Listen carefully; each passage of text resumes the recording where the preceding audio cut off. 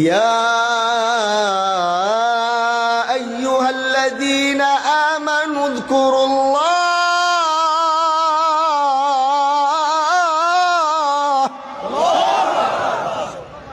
আল্লাহ পাকে আয়াতের মধ্যে ঈমানদারদেরকে ডাক দিয়েছেন। আল্লাহ এই জায়গায় চাইলে ইয়া আইয়ুহান নাস বলতে পারতেন। কোরআনে আল্লাহ দুই ভাবে বান্দাকে ডাক দিয়েছেন। এক হলো কখনো কখনো আল্লাহ বলে ইয়া আইয়ুহান নাস, আবার কখনো কখনো আল্লাহ বলে ইয়া আইয়ুহাল্লাযীনা আমানু। যখন আল্লাহ বলে ইয়া আইয়ুহান নাস, তখন আল্লাহ দুনিয়ার সবাইকে ডাক দিয়েছে। তার মধ্যে হিন্দু, বৌদ্ধ, খ্রিস্টান সবাই রয়েছে। কারণ নাস মানে কি? আওয়াজ করে বলেন না, নাস মানে কি? আরো জোরে বলেন না, নাস মানে কি? আল্লাহ যখন বলে ইয়া আইয়ুহান নাস, তখন আল্লাহ দুনিয়ার সব মানুষকে ডাক দিয়েছে, যার মধ্যে ধর্ম বর্ণ সবাই রয়েছে। কিন্তু কখনো কখনো আল্লাহ ইয়া আইয়ুহান নাস বলে নাই। আল্লাহ তখন বলে ইয়া আইয়ুহাল্লাযীনা আমানু, ইয়া আইয়ুহাল্লাযীনা আমানু। তখন একটু প্রাইভেট আলাপ, তখন এই উন্মুক্ত আলোচনা নয়। যদি এইখানে আমি আলোচনা করছি, এটা আমার উন্মুক্ত আলোচনা, কিন্তু এমপি সাহেবের যে আস্তে করে পিছনে গিয়ে কথা বলি সেটা কেউ জানবে না। এটা আমার সাথে তার প্রাইভেট কথা। আল্লাহ সেই একইভাবে কোরআনের মধ্যে যখন নাস বলছে তো সবাইকে ডাকছে। কিন্তু আল্লাহ যখন বলে ইয়া আইয়ুহাল্লাযীনা আমানু, সেই জায়গায় আল্লাহ পাক দুনিয়ার কাউকে ডাকে না আর শুনাইতে চায় না। বলে তাহলে আল্লাহ কাদেরকে ডেকেছে? বলে যারা আল্লাহকে দেখে নাই কিন্তু তারপরও আল্লাহর উপরে ঈমান এনেছে, যারা আল্লাহর জাত ও সিফাত কোনোদিন দেখে নাই কিন্তু আল্লাহ বলে তাকে মেনেছে।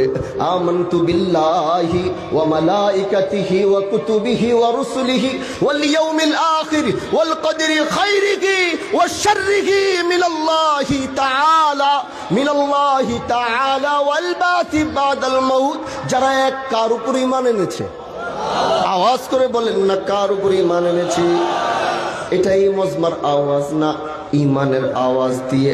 আল্লাহর নাম বলতে হলে ঈমানের আওয়াজ দিয়ে উচ্চারণ করবেন। বলেন না কার? আরো আপনাদের সংসদ সদস্য যখন কথা বলে দেখছেন কেমনে কথা বলে? তার ঈমানের পাওয়ার যদি এরকম হয়, আপনাদের তো এই ঈমানের আওয়াজ হলে হইবে না। এতগুলো মানুষ আল্লাহু আকবার বললে থর থর করে জমিনটা কাঁপতে থাকবে, এমন উচ্চারণ আমি আপনাদের জবান থেকে শুনতে চাই আল্লাহর নামের উপরে। বলেন না দেখি। এই এখন বোঝা যায়, এখন ঠিক আছে, এখন মনে হয় ইমানদারদের সামনে বসেছি। আরেকটা শুনতে চাই, যেটা এই মাটি সাক্ষী হয়ে থাকবে। এই মাটির মানুষ যখন আল্লাহু আকবার বলে, আসমান তখন মুখরিত হবে, জমিন তখন মুখরিত হবে। সেই আওয়াজটি আবার বলেন আল্লাহু আকবার। এই হচ্ছে ঈমানের আওয়াজ। এই আওয়াজটা আজকে হারায় গেছে বইলা আমাকে এই অবস্থা। আজ এই আওয়াজ হারায় গেছে দেখা আজ আমাদের এই অবস্থা। অথচ ইমানদারেরা অস্ত্র ছিল না, শস্ত্র ছিল না, শুধু ছিল এক ঈমানের ধ্বনি, যেই ধ্বনি দিয়ে তারা পৃথিবীকে বিজয় করেছিল। আর আজ এত অস্ত্র, এত অত্যাধুনিক অস্ত্র থাকার পরেও মাথা নত করে চুপচাপ করে চলে আসতে হয়। এজন্য বোঝা যায় অস্ত্র দিয়ে পৃথিবী বিজয় করা যাবে না, ঈমানের চেতনা দিয়ে পৃথিবী আবার মুসলমানরা বিজয় করতে পারবে।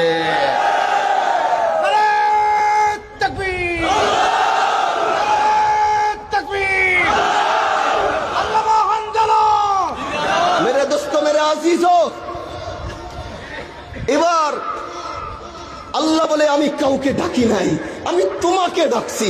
তুমি কে জানো? তুমি হচ্ছ সেই বান্দা যে বলছো লা ইলাহা ইল্লাল্লাহ মুহাম্মাদুর রাসূলুল্লাহ। এ বান্দা, ইয়া আইয়ুহাল্লাযীনা আমানু যকুরুল্লাহ। আমি তোকে ডেকে বলছি, তুই কি করবি? আল্লাহকে স্মরণ কর, আল্লাহকে ডাক। বলে কেন আল্লাহ এই কথাটা ইয়া আইয়ুহান নাস বলে কেন বলল না? আল্লাহ কেন ইয়া আইয়ুহাল্লাযীনা আমানু দিয়ে বলল? কারণ আল্লাহ চায় ইমানদার বান্দারা দুনিয়া জমিনে তো এমনি কষ্ট করে। আল্লাহ চায় এই ইমানদার বান্দাকে তাআল্লুক মা আল্লাহর সম্পর্ক যেন আল্লাহর সাথে তার তৈরি হয়। এই জন্য ইমানদারকে ডাক দিয়ে বলে উযকুরুল্লাহ। এতটুকু বলে তিনি থাইমা যাইতে পারতেন। তার প্রয়োজন নাই তোমার জিকির, তার প্রয়োজন নাই তোমার নামাজ, কিন্তু তারপরেও তিনি ডাক দিয়ে বলছে যিকরুন কাসীরা। বান্দা ডাকবি, কিন্তু কম কেন ডাকবি? ডাকার সময় একটু বেশি তো ডাকতে পারিস। এই জন্য নিজেই বলছে যিকরুন কাসীরা, ডাকার সময় একটু বেশি বেশি করে ডাকবি। এবার আল্লাহ বলে বান্দা ডাকার সময় বেশি বেশি ডাকবি, আর তুই যখন চাবি দেওয়ার সময় আমি আল্লাহ তোকে বেশি বেশি করে দিব। ও বন্ধু আমার, আল্লাহ বলে ওই যে জুমার নামাজে খুতবার সানি খুতবায় ইমাম সাহেব দেখবেন দাঁড়িয়ে বলবে ফাযকুরুনি আযকুরকুম ওয়াশকুরুনি ওয়ালা তাকফুরুন। তখন দেখবেন সবাই দাঁড়ায় যায় নামাজের জন্য। আমাদের দেশের মানুষ মনে করে যে ফাযকুরুনি আযকুরকুম ওয়াশকুরুনি ওয়ালা তাকফুরুন আরবিতে মনে হয় ইমাম সাহেব কইছে দাঁড়ায় কাতার সোজা করে। মুরব্বিগো কানে কানে এটা মুখস্থ। একটা হইলো মানুষের ঠোঁটে ঠোঁটে মুখস্থ থাকে, আরেকটা হইলো কানে কানে মুখস্থ। তার কানে এটা মুখস্থ আছে যে ইমাম সাহেব এটা কোয়া মানে খুতবা শেষ, এখন নামাজের দাঁড়াইতে। এটাই তো নাকি? এটা চিন্তা করেই তো সবাই দাঁড়ায় নাকি? মুরব্বীরা কি দাঁড়ান না এটা চিন্তা করে?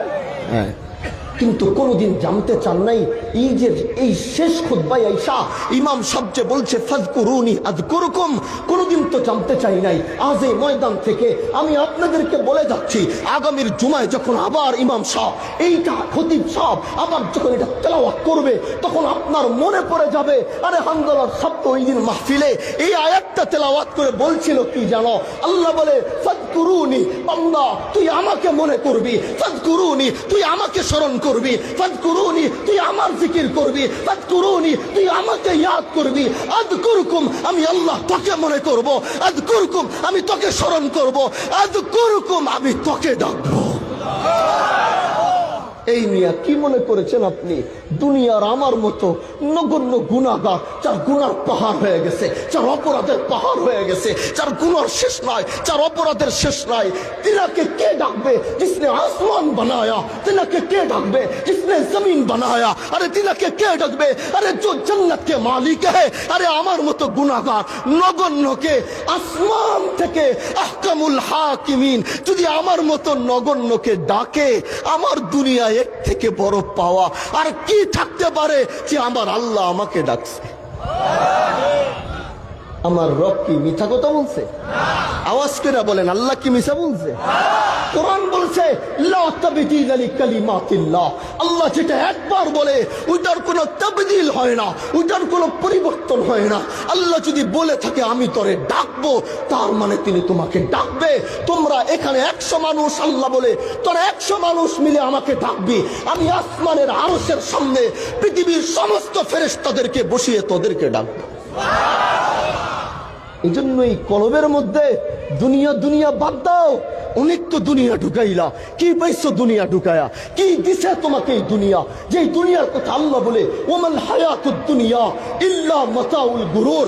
আরে जिसने आसमान बनाया वो ये शिकायत करते हैं कि আল্লাহ নিজে বলতেছে যিনি পৃথিবীর মালিক, যে হায়াতের জিন্দেগি তোমাদেরকে দিলাম এটা ধোঁকা ছাড়া আর কিচ্ছু না। যদি উনি এই দুনিয়ার হায়াতের জিন্দেগি ধোঁকা বলে থাকে, তুমি কোন হায়াতের দুনিয়ার এই ধোঁকার মধ্যে কোন শান্তি তুমি তালাশ করছো? এই ধোঁকার জিন্দেগিতে তুমি কি তালাশ করছো যে তোমাকে জাহান্নামের দিকে টেনে নিয়ে যাচ্ছে? এই জন্য আমরা তোমাদেরকে এতটুকু বলতে চাই, ভাই এই সামান্য কলবের ভিতরে দুনিয়াকে জায়গা দেওয়ার পরে দেখেছো অশান্তি ছাড়া কিচ্ছু পাও নাই।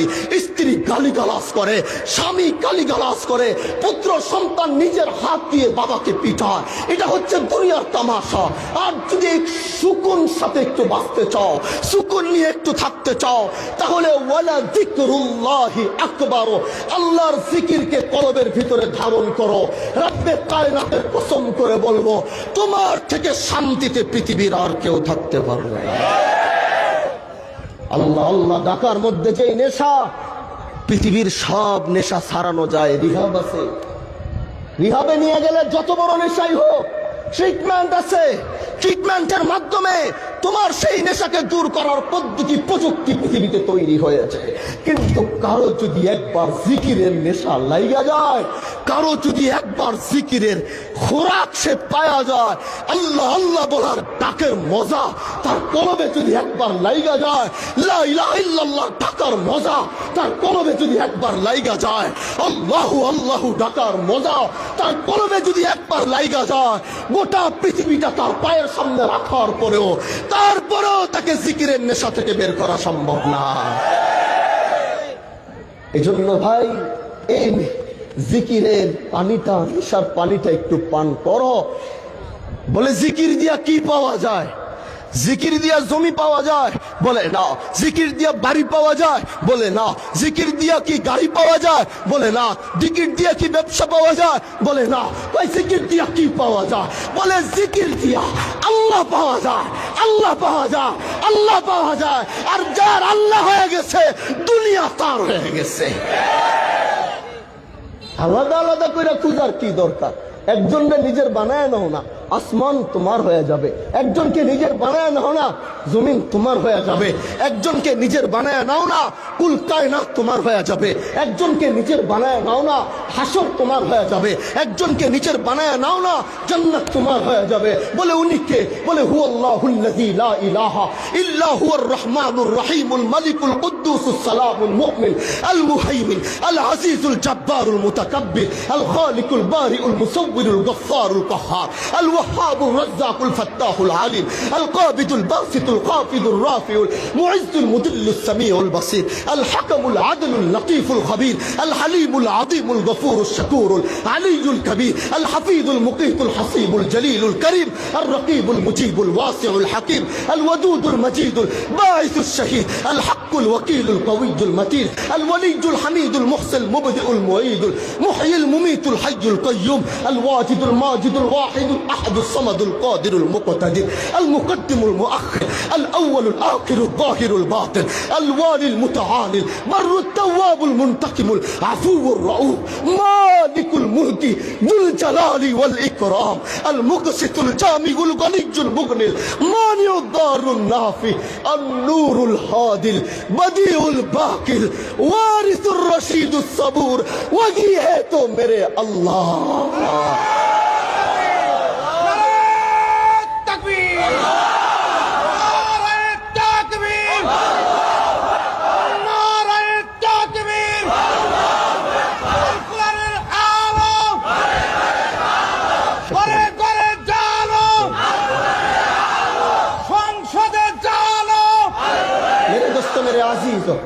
আর বেশি লম্বা দীর্ঘ আলোচনা করব না, যতটুকু দিনের কথা বললাম মনে থাকবে তো ইনশাআল্লাহ।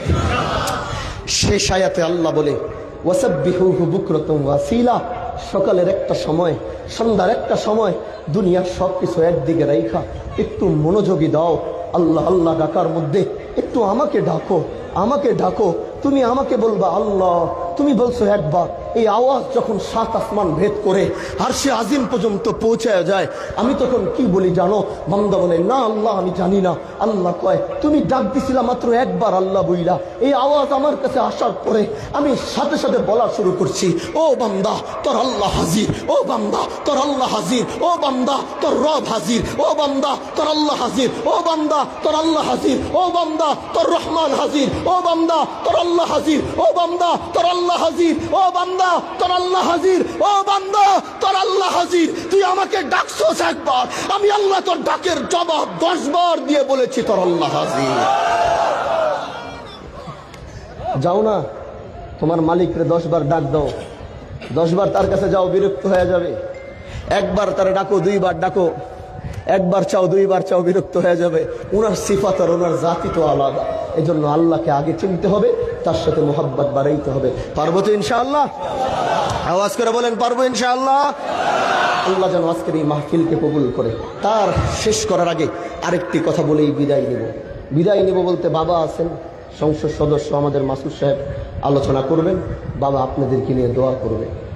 কিন্তু যাওয়ার আগে বলছি, এখানে হাজী শরিয়াতুল্লাহ সমাজ কল্যাণ পরিষদ দেখেছেন আপনারা, দেখেছেন না?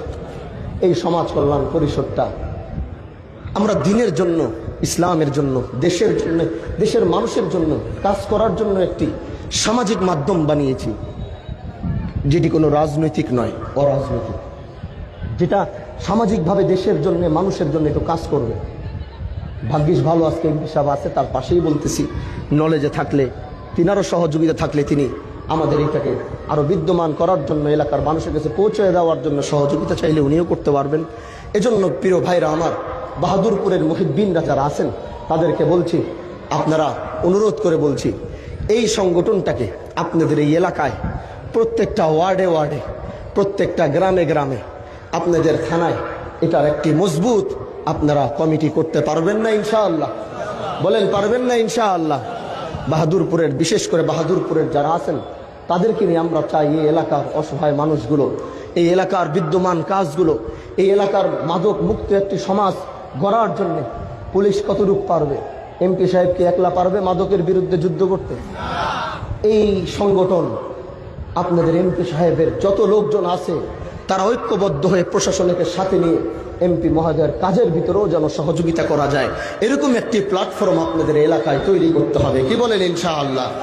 অন্যায় অবিচারের বিরুদ্ধে রুখে দাঁড়ানোর জন্য সবাইকে ঐক্যবদ্ধতার সাথে হাতে হাত, কাঁধে কাঁধ মিলিয়ে চলতে হবে। কি বলেন ইনশাআল্লাহ? এজন্য হাজী শরিয়াতুল্লাহ ডাক দিয়েছিল, সেই শিবচর থেকে আল্লাহ সেই ডাক গোটা ভারতবর্ষে কবুল করেছে। আমি আমার নির্বাচনের আগে এলাকায় এই কথাটি বলতাম যে আমি আরেকটি ডাক এই শিবচরের মাটি থেকে দিতে চাই, আমি আরেকটি ডাক ইনসাফের পক্ষে, দেশের মানুষের পক্ষে, আমার পূর্বপুরুষের ন্যায় সেই ধারাবাহিকতায় আমি আরেকটি ডাক দিতে চাই। হাজী শরিয়াতুল্লাহ যদি ভারতবর্ষ নিয়ে গোটা দেশের বিরুদ্ধে, অন্যায় অবিচারের বিরুদ্ধে, ব্রিটিশের বিরুদ্ধে তিনি যদি এই সংগ্রাম প্রতিরোধ করে তুলতে পারেন, আমি আমার নির্বাচনী প্রচারণার আগে বলেছিলাম আপনারা আমাকে আরেকটি সুযোগ করে দেন, আমি এই একই শিবচর থেকে আরেকটি ইনসাফের পক্ষে ডাক দিতে চাই, যেই ডাক যদি সারা ভারতবর্ষে পর্যন্ত না হয়, কিন্তু বাংলার 84,000 গ্রামে 64টা জেলার মানুষদেরকে নিয়ে কাঁধে কাঁধ মিলিয়ে আবার অন্যায় অবিচারের বিরুদ্ধে সংগ্রাম করে তুলবো ইনশাআল্লাহ। সেজন্য শিবচর থেকে আবার একটি আওয়াজ উঠেছে, এই আওয়াজ আজ পৌঁছিয়ে যাচ্ছে, বাংলার আনাচে কানাচে পৌঁছিয়ে যাচ্ছে। ওরা আমাকে ঘায়েল করার জন্য বলেছিল জঙ্গি, কিন্তু এই জঙ্গির মধ্যে আল্লাহ আমাকে ইজ্জত আর সম্মান বাড়িয়ে দিয়েছে। ওরা আমাদেরকে কতভাবেই ঘায়েল করতে চাবে, কিন্তু তারা এটা জানে না, তারা আমাদের বিরুদ্ধে যতগুলো কাজ করবে তার মধ্যে আল্লাহ আমাদের জন্য সম্মান লিখে রেখেছেন।